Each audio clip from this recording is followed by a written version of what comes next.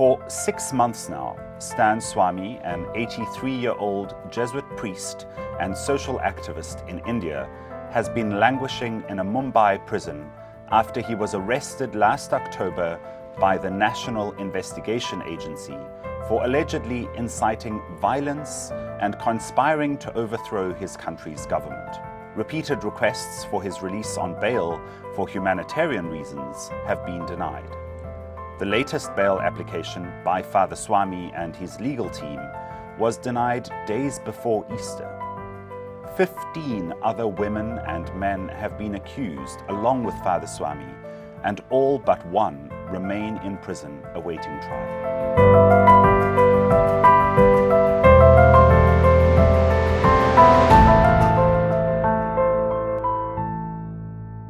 Good day and welcome to Behind the Story. I'm Ricardo da Silva, Associate Editor at America Media. Today on Behind the Story, we are joined by two Jesuit priests who know Father Swamy and have campaigned on many fronts against human rights abuses for decades. Cedric Prakash joins us from Gujarat in India. He has been involved in human rights justice, reconciliation and peace, and has written on these issues for almost 4 decades. He has also worked with the Jesuit Refugee Service in the Middle East for 3 years, responsible for advocacy and communications. Xavier Jeyaraj, the director of the Social Justice and Ecology Secretariat of the Society of Jesus, joins us from the worldwide headquarters of the Jesuits in Rome. He is a social researcher, human rights activist, and for 3 decades he worked among tribal peoples in Jharkhand and West Bengal and completed doctoral research on tribal rights and the movement of tribal peoples against a coal mine in Jharkhand. Xavier, Cedric, welcome. Good to be with you all. Likewise. Cedric, won't you tell us what is going on with Father Swamy right now as we speak? Yeah. Thank you, Ricardo. As you said in your introduction, Father Stan Swamy is still languishing in a jail just outside Mumbai. It's called Taloja Jail. From the 8th of October, he was taken by the National Investigation Agency from his residence in Bagaicha in Ranchi. He was flown to Bombay early next morning, and immediately he was sent to jail there in Taloja. Today, in spite of the best efforts of a top team of lawyers, a lot of Jesuits from across the assistancy and from human rights defenders from across the country and, in fact, the globe, Father Stan Swamy has not been given bail. On the 22nd of March, we had his bail application once again be heard, and in a most, what we say, incredible order, the judge who was presiding over the special court denied him bail. Father Stan Swamy, as you have said at the beginning, is 83 years old.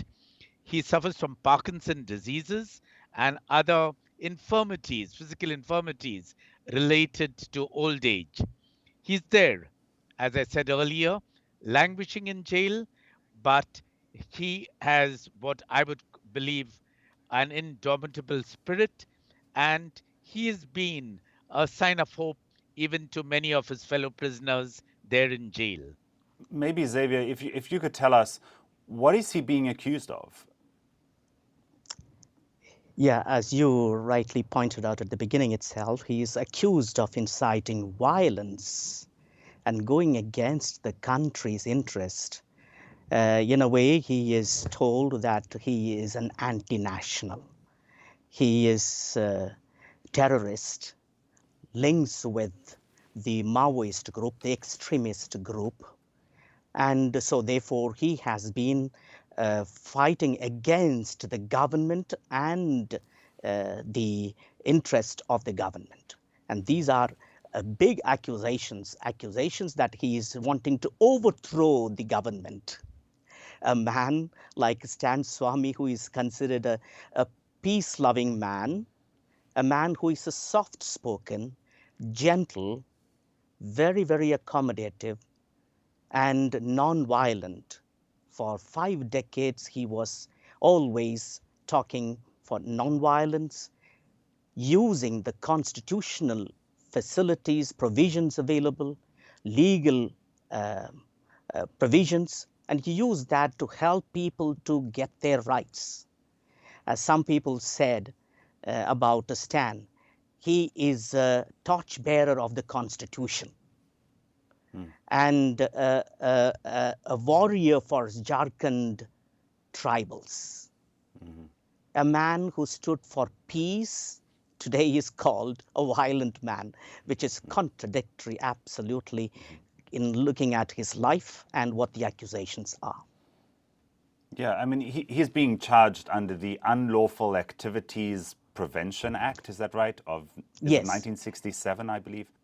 And it seems that that act, is a very specific act to charge somebody under, has seen some changes recently.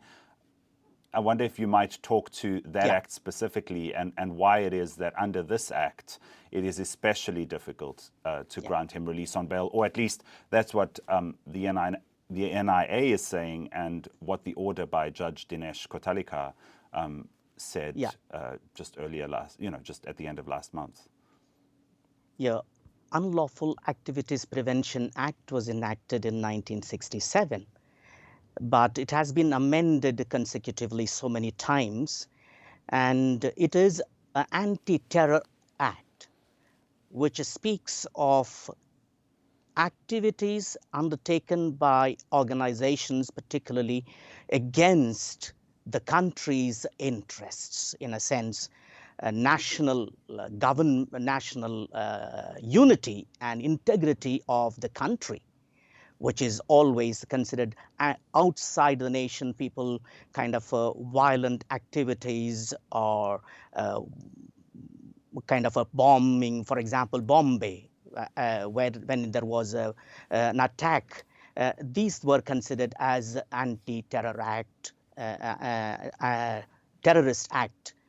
But he is accused, to tell you, there are 4,000 people between 2016 and 2018 who have been accused of, under U.A.P.A, arrested. 4,000 people, which is unimaginable in 2 years' time, so many people arrested. And Stan is one of them. And so it needs to be looked at a broader perspective of how the law is being misused.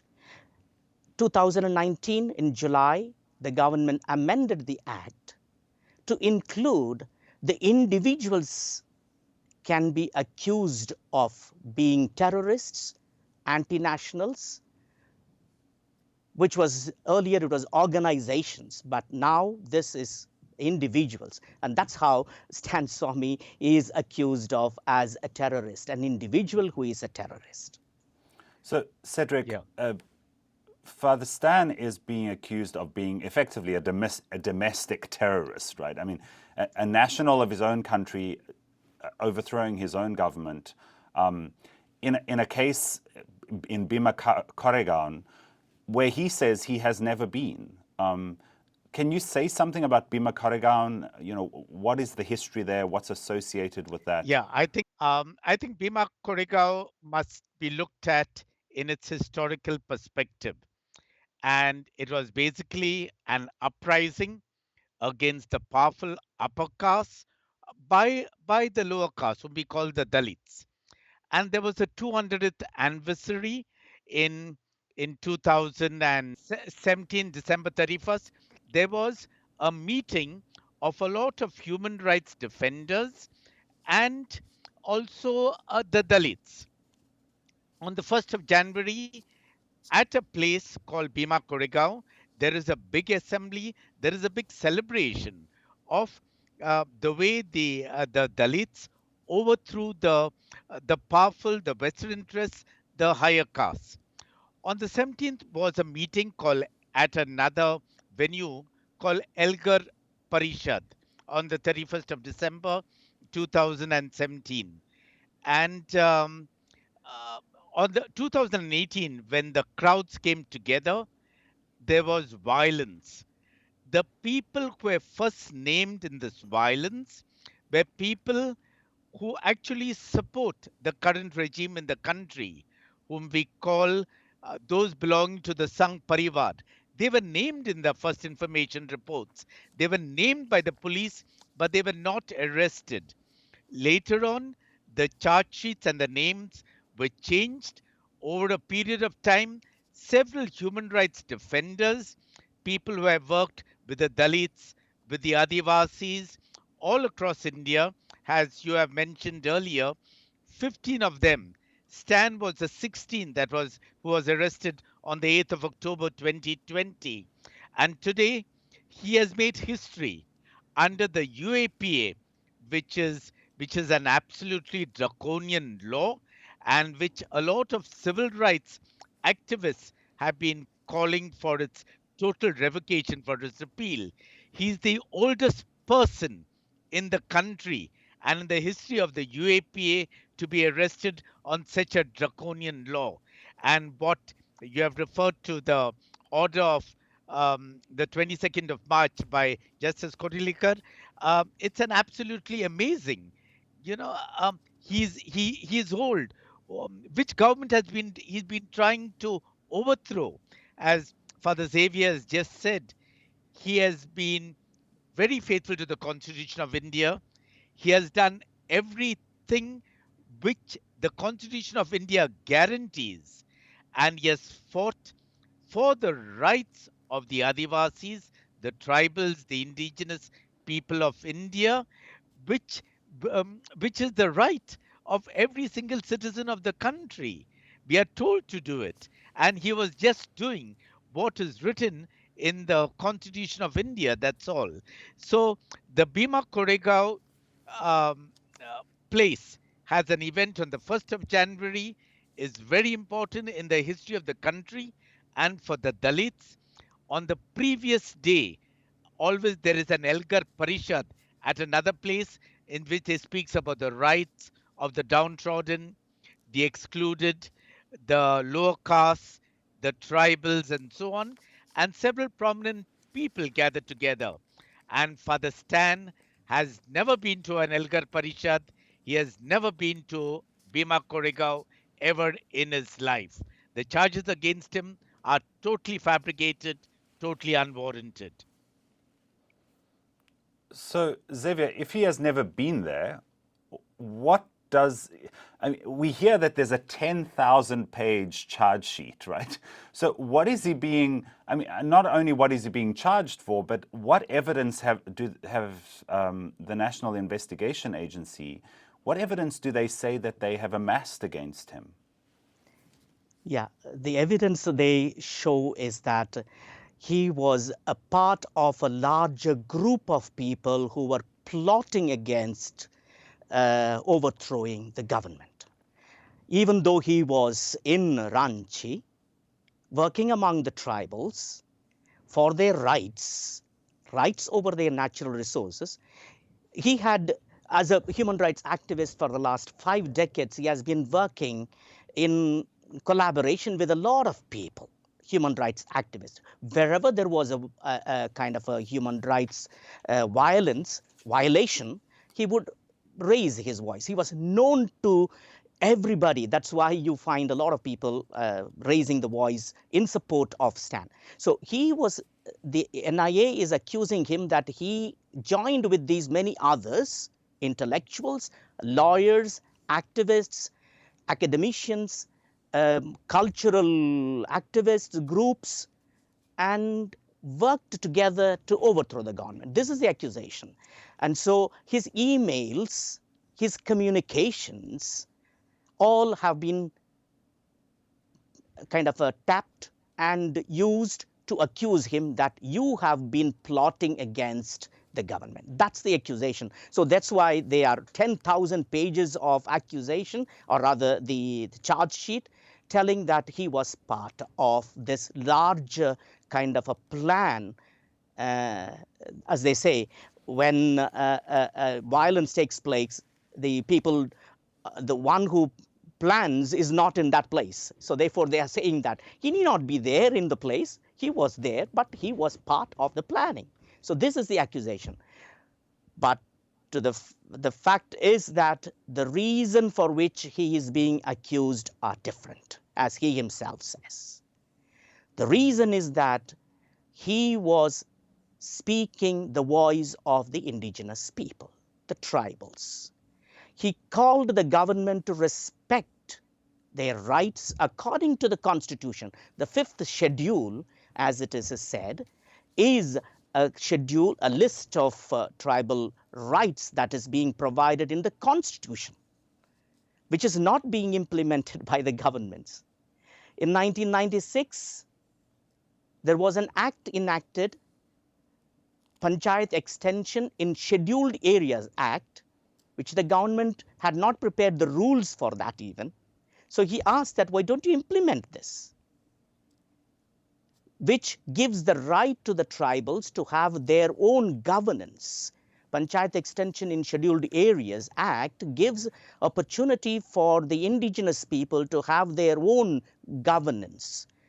Gram Sabha is the village leadership that decides about the resources that are there. They decide whether it can, how to protect, whether it should be given for any developmental activities. They decide. But this has not been implemented. And so Stan, along with the tribals, has been asking, please implement these laws. So people have been languishing in the jail. Today, Stan is accused of the same case on which all those 104 people have been languishing in the jail, 3,000 who are accused of Maoist links. So this has become the last straw for them to say that you are against the government, you are against the development, so therefore against the government. If you're against the government, you are against the country's interest. And so therefore you are an anti-national. It's a kind Cedric, of a, yeah. I'm sorry, but just before we go on, can we just outline for our audience, who are the Maoists? What is CPI, the Naxalites?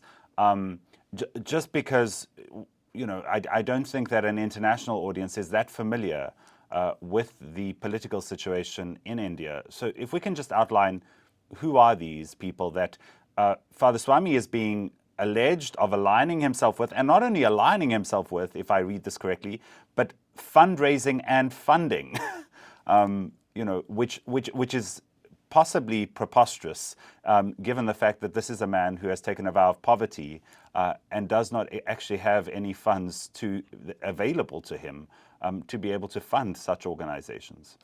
Yeah, so I think we have to look at, first of all, Mao Zedong,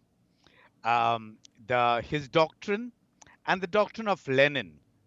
It's a combination of Marxism, Leninism, and Maoism.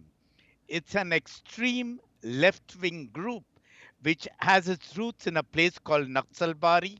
So that's why they also call Naxalites. And over the years, they felt that the end justifies the means, that the only way to overthrow an oppressive, exploitative structure is through violence. They have been banned in India. It's one of the groups, the extreme left, the Maoists and so on. Just 3 or 4 days ago, in a place called Chhattisgarh, another state which is not far from Madhya Pradesh and Gujarat, we had about 22 paramilitary forces that were killed. They were really killed, but we do not people do not know, and perhaps even by the Maoists, but how they were killed and so on. There are a lot of gray areas in this, so I don't want to get into this. But the Maoists definitely believe that the end justifies the means, in keeping with the Marxian thoughts, and they took a lot of inspiration from Mao Zedong, and they had a roots in West Bengal, in Orissa, in Andhra Pradesh, in Chhattisgarh, in parts of Madhya Pradesh. In that section of India, in which we had a lot of tribals who were being exploited by powerful Western interests, um, by the mining mafia. Father Xavier referred to them earlier while speaking to us, and also by the big corporate sector. Their forests were destroyed, their natural resources were being taken away, and so on. And the only way this extreme left wing group thought they would assert the identity and the rights of the Adivasis, the tribals, the indigenous people, is to use violence against the powerful Western interests. Now, governments after governments, and even a lot of civil society, do not subscribe to violence. And we are very clear, and I've known Stan for about 40 years now. Stan never subscribed to violence. He believed, as Father Xavier just said, in the rights of the indigenous people, in the rights of the poor. These groups, extremist groups, do believe in the rights of the poor, the Adivasis, but they also resort to violent means. So while we have no proof and we do not know how they are proved, Stan might have had, working, when you work for the rights of the poor, when you work with the rights of the Adivasis, for the rights of the Adivasis, the rights of the excluded people, then you join hands together, which is definitely a legitimate way to fight for the rights of the poor. You're not looking at what the other people will do. That doesn't mean to say that you subscribe to the ideology, that you're a member of that party, that you are raising funds for them. We know what Arsenal Consulting from the United States, the one who has looked into the the data that has been planted in another co-accused with Father Stan Rona Wilson, and they have enough of evidence to say that there's a lot of material evidence that has been planted into his computer, and we feel Yeah, there was an yes, investigation by the Washington yeah, Post, right, yeah, which found that this is clearly a travesty of yeah, justice. Yeah. definitely. It was Arsenal Consulting. It is out of Michigan, I think, and they are a highly professional body that looks into a lot of the software, the way things are planted, and so on. Anything can be done. They have taken away Father Stan's computer, his laptop, his desktop, whatever it is, and now they come out with all kinds of so-called evidence. Xavier, why don't you tell us what is going on in terms of wider attempts to release Father Stan? So the Society of Jesus, whom you represent in this case, has made several statements, our own religious order. The Jesuit Conference in India has made several statements. Various other groups, including Michelle Bachelet, the United Nations High Commissioner, has spoken out against this. The UK government has been apprised of this. In the US, I know there have been moves by the Jesuit Conference here, and Father Tom Rees, who represented religious affairs in US government for some time. What is going on to move justice for Father Stan, standing with Stan, as we like to call it, and also for the other 15 who are arrested with him? We have been trying to campaign, or rather reflect behind the story, as you put it, your thing. It's a behind the story of who Stan is. We are trying to say Stan is a man who is doing the work constitutionally and on the legal basis. And many have, in the whole of the whole world, in fact, people, including Tim Kaczynski, one of the representatives of the Congress recently, has also been writing to the Secretary of State in the United States asking him to kind of intervene for Stan.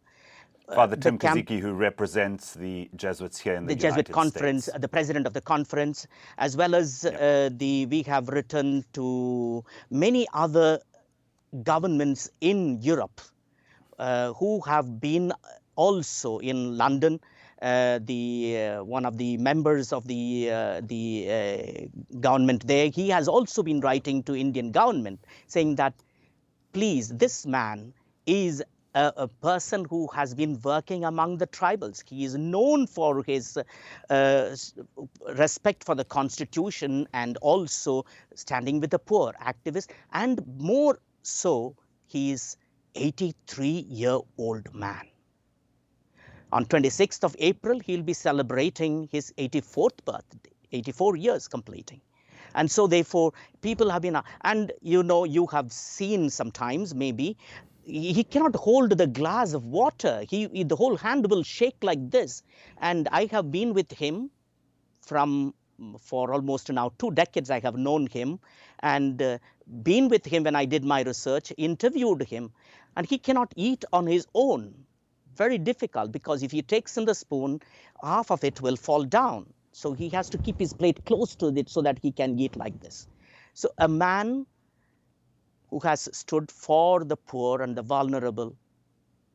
Now, the whole society of Jesus wants to say that we are with Stan and we stand by what he stood for. This is the option as Jesuits we have made. Option for the poor. The Indian Jesuits have made a clear option for the Dalits and the tribals, women, and the unorganized youth. This is what exactly the universal apostolic preferences of the society has been inviting us to work for the excluded, marginalized, the youth, people who are working for care for a common home. I would say Stan has been a man who has been working for the rights, indigenous people's rights over their land, water, and the forest. A man who stood for the rights, not only for the indigenous, but also the rights of the environment. And so a man who had literally followed what is asked of a Jesuit, what is asked of a person who believes in Jesus Christ, God, and he did that. One can say that Stan was a man of God, a prophet for us, who lived the life of absolute simplicity. Even when in the prison, I have the letter in which he writes that he has not received money, he doesn't have anything. Please send me 3,000 rupees, which comes to 20 euros, which would enough for me for the month. That's his humility and simplicity, poverty. 20, 25 euros enough for me to buy something. We don't get good food, but that's enough for me to manage. A man who lives his simplicity even in the prison where there is no proper food given. Yeah. And I mean, you're within sight of the Vatican, where you are now. Do we know anything from the Vatican? Have we had any communication with the Vatican about Father Stan's case? Yes, we have been communicating about what's happening in the country, not only about Stan, but also the other things which is going on. Surely we have some, but we don't want to kind of say that Vatican is kind of speaking so clearly at the moment. We want that it is the process of investigation is on. We want the trial to take place. Even if there are accusations, they are valid. Let the legal procedures be followed, but that needs to be followed. Vatican, we are in touch with, just like any other government we are in touch with. The United States, European Union, any other government in the world. We are telling them this is what's happening in India. I would say that the democracy, not only in India, but also all over the world, is beginning to break away. The authoritarian governments are beginning to take strong control of every institution that exists, speaks for the rights of the people, wants to protect the democracy. They are trying to kind of use it. U.A.P.A, a draconian law, is used so that such people who are raising the voices against the government, asking for the rights, are suppressed, And controlled. I think it's important to say, so the Society of Jesus is not saying, release Father Stan and forget about this. We're saying release Father Stan on humanitarian grounds. This is an 83-year-old man who suffers Parkinson's disease, lumbar spondylosis, has had operations for hernia. Since his arrest, he's now lost his hearing, we hear as well, in prison. This is a man who was denied his straw and sipper cup even. And so it seems like democracy is not being really enacted and shown in its best light, is it, Cedric? Yes, very true. If we go to what is happening in India, I love my country very much. I believe in the democratic traditions which was born in our country in 1947. We have a constitution. In a few days from now, on April 14th, we celebrate the birth anniversary of Dr. Ambedkar, who was the father of the Constituent Assembly. And we have justice, liberty, equality, and fraternity at the heart of our constitution.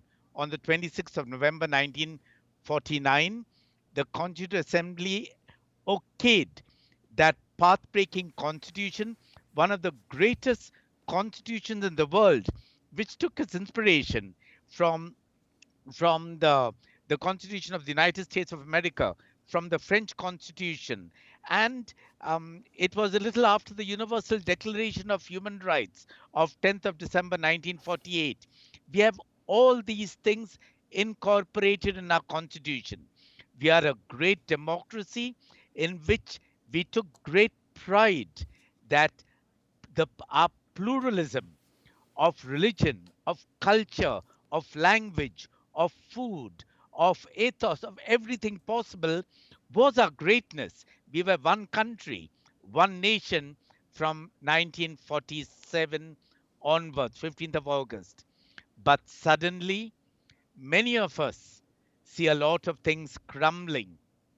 We have the rise of authoritarianism. We have the the whole move towards one nation, one culture, one language, one religion, and things like that, which is very, very dangerous for India because of its pluralistic fabric, because of its diversity. Um, just now, I come from Gujarat, and Gujarat has given to the world Mahatma Gandhi. Year on the 12th of March, 1930, he began the whole protest called Satyagraha against the salt tax, and he concluded it on the 6th of April, which was just yesterday, after taking salt and immersing it into the sea about 400 kilometers away from Ahmedabad. From the shores of the river Sabarmati, from his Gandhi ashram, he gave to the world the twin doctrine of ahimsa, called non-violence. It came from the Jaina tradition. This month of April, we also celebrate the birth anniversary of the founder of Jainism, a great world religion, Mahavir Jayanti. And he gave um, um, and he gave this ahimsa and satyagraha. Satyagraha basically means the force of truth, his twin doctrine. We need to be non-violent. We need to take a stand for truth. In that sense, we have to have a framework built on justice. It's exactly what the General Congregation 32 speaks about, our faith justice mandate. This is what successive general congregations have spoken about, what Xavier has just referred to, our universal apostolic preferences. And Stan has been walking with the poor. He has been taking a stand for the excluded. He has been within the framework of the democratic traditions and the constitutional rights of our nation. The question is, why is he being incarcerated today? It's a big question, and we call upon the nation to answer this. So Stan drinks from these waters, right? Kind of India and India fighting for peace, Satyagraha, but he's also a Jesuit. And within our own Jesuit tradition, there is a fight for justice. There is a fight for, to abandon social inequities in our societies. So before we go, I just want to touch again on Father Swamy's case, because there's something that we haven't really made clear, I think. The National Investigation Agency arrested and held him, and he is being held at the moment. He has not yet been, formally accused, as it were, of the crime, or at least found guilty of the crime. But the National Investigation Agency is the one that has carried out these bail applications, right? And so what happens now? Does it move beyond the National Investigation Agency? It seems strange to me that the same agency that arrested him is also trying him. Again, there seems to be a travesty of justice there. Yeah, you're right. I think the accuser and also the person who does the legal procedures and the judge is the same, NIA, or under the U.A.P.A. Act. And so therefore, till now, the case was in the NIA court, which is a special court, uses only the law U.A.P.A., only this law, not the entire laws that are of the country, including the constitution. They look at it narrowly, very narrowly, and then say that according to this act, he has done this, he has the prima facie, they have the evidence to prove that, to show that he, not to prove, to show that he has been violating. And so therefore, the judge has said that but the trial has not taken place. Now it will go to the High Court. It moves to the High Court, which will look at the entire accusation in a different light, from the whole laws of the country, Criminal Procedure Act, the constitutional violation, or whether he was speaking in alliance with the constitutional rights and provisions that are given, freedom of speech, freedom of writing, and all the other acts which are. So therefore, he will need to be tried. But the problem at the moment is that Indian courts have had procedures going for years, even in the High Court or Supreme Court. Even for the other accused, 15 of them have been in the prison, for some of them, 3 years. Yeah, Till so now, we have no idea. trial has taken place. Sure. So we have no idea when Father Stan will we likely don't be know. tried, and We when don't there can know. be another application for bail. We will apply for the bail. Surely that would be the next level. The lawyers High are working. Court. Yes, we will be appealing for that, because one reason is that health-wise, he is very poor. To tell our audience more, also that 6 months have passed, not even one Jesuit has been able to meet him till now because of the COVID, because of which they don't allow anybody to meet the prisoners, although which is a very real threat. I mean, one of the accused himself, Mr. Varavara Rao, a poet, was released because he contracted COVID in that very same prison. Also, his health was very bad, and he was taken to a private hospital. In the High Court, he was told that take him to the private hospital, not to the government-run hospital, where the NIA was asking that he be treated in the government-run hospital so that they can have a control. But the court was good enough to say that he must be treated under the government expense in a private hospital, which was very good. And we hope that the judges would be more truthful to their vow, to the oath, to the Constitution, and abide by the truth and see that there is no evidence against Stan. Thank you. Thank you so much, Xavier. I'm afraid I'm going to have to cut you off. We've gone on pretty long, but it is very clear, what is going on here. I hope that it will be clear to our audience. Thank you for joining us from Gujarat and from Rome. And we hope that in future we will have a better conversation, a more lively conversation, perhaps in the company of Father Swamy. Thank you. That will be a good dream for all of us. It will be a resurrection moment for all of us. Thank you very much. It's my hope too.